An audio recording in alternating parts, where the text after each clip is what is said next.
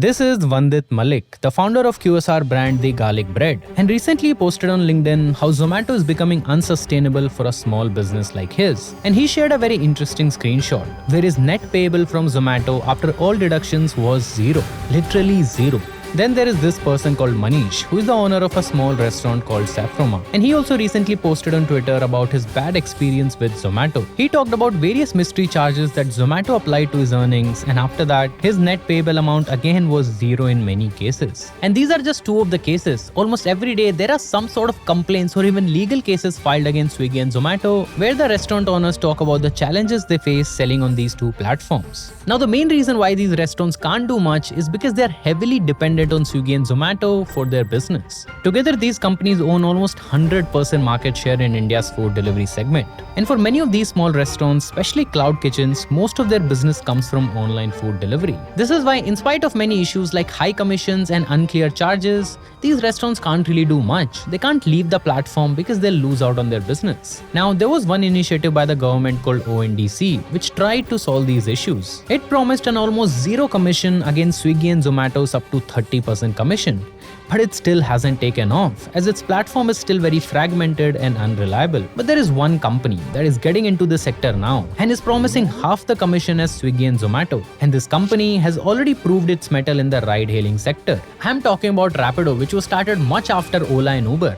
And with very less money, it has beaten these platforms in terms of daily rides. It has a reliable delivery fleet, a leaner business model than Swiggy and Zomato, and investors' trust, which makes it a formidable challenger. So in this video, let's try to understand what is Rapido's plan. Will people show trust in a new food delivery player? And can Rapido disrupt this space the way it did with ride-hailing? Let's find out.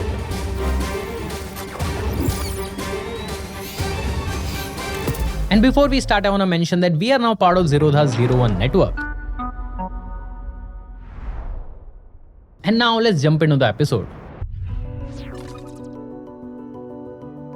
So right now, this is how the Indian food delivery market looks like. 54% market owned by Zomato and around 46% by Swiggy. There have been many players who have come and gone in the last 10-15 years, but these two have survived, largely because of their vast restaurant network, efficient logistics, and a good customer experience. Today, both of these companies are public, with valuations of well over $10 billion. This dominance, however, hasn't turned out very well for customers and restaurants, especially the smaller restaurants. The National Restaurant Association of India, or NRAI, represents over 5 lakh restaurants. And they have been pretty vocal about the issues they face with these two companies. Firstly, it's the high commissions. Zomato and Swiggy charge hefty commissions from the restaurants, which is in the range of 15 to 30%. It's usually in the lower range for big restaurant chains that can negotiate better. But for smaller restaurants and cloud kitchens, the commission is generally in the higher range. Now, this is a lot, especially for a restaurant business which already runs on very thin margins. And if you're a small unknown brand, you'll have to spend money on marketing to buy ad space on these platforms. In fact, according to this report, restaurants are nudged by Zomato to spend at least 5% of their profits on advertisement to increase their visibility.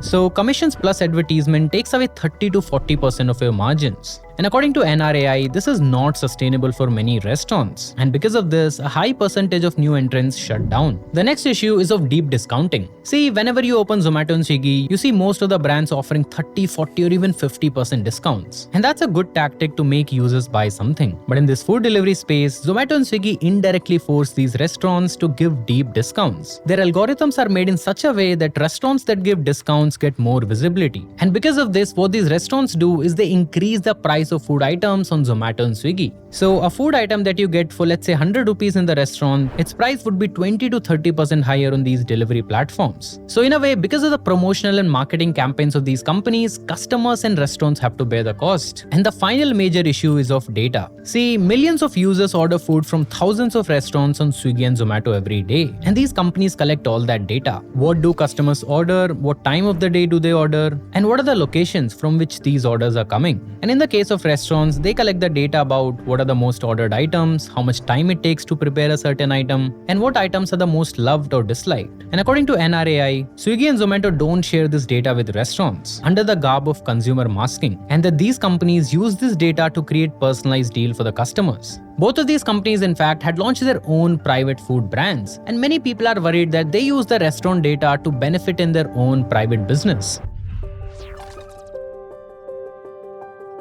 Now, in the middle of all this, Rapido has announced that it will get into the food delivery business and try and solve these issues. Firstly, it will charge zero commission from the restaurants, which in itself is a massive step.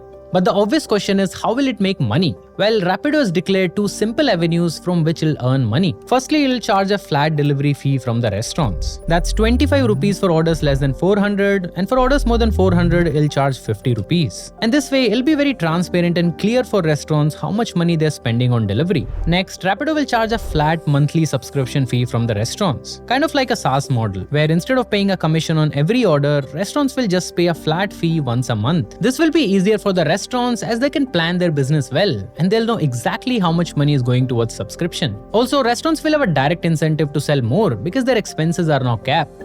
So every money that you make after breaking even, you can take home. For Rapido too, it can be a great business model. Since their subscription fee is fixed, they will have a predictable revenue stream every month, and this will allow them to plan their business operations well. The next thing Rapido is promising is transparent pricing for customers. It wants to eliminate extra charges like packaging and platform fees. The price listed would be what the customers would pay. NDTV in fact did a very interesting analysis where they compared the prices of food items on Zomato, Swiggy and Rapido. So one McChicken meal costs 451 rupees on Swiggy, 402 rupees on Zomato and only 234 rupees on Rapido. And the only reason is that there are no inflated price and extra charges on Rapido. In their announcement, Rapido has said this very clearly, that they commit to pricing the dishes in the restaurant the same as on their platform. And finally, Rapido has announced that they will also share the data with the restaurants. According to them, over time, for restaurants that want to offer discounts, we will provide them with the tools and data necessary to provide discounts to customers of their choice. So, unlike Zomato and Swiggy, which decided on discounts themselves, Rapido will leave it to the restaurants on who they want to offer discounts and when.